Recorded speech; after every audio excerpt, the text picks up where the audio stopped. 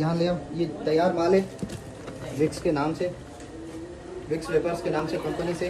आ जाओ, ले आओ, आगे ले आओ। और ये लड़के हैं, ये भी तैयार माल कर रहे हैं, ये नीचे दिखाएं। ये डब्बी है, ये विक्स के नाम से ही बना रहे हैं।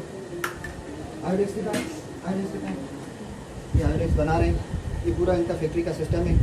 और बच्चों का ग्राई वाटर अलग बना रहे हैं। आज मैं आपको वो दिखा देता हूँ।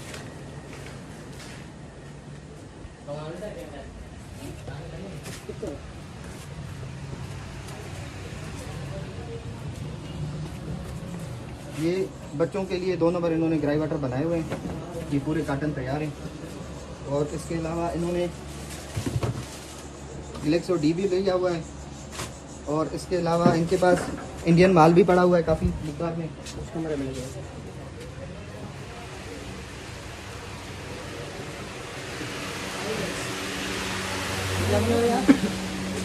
ये बना रहे हैं।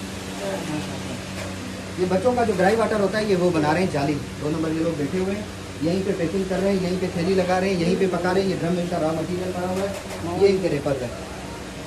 अच्छा, ये मैं SHO खारादर हूँ और यहाँ खारादर के अबू में हो रहा है, हमने इनसे रेट किया है।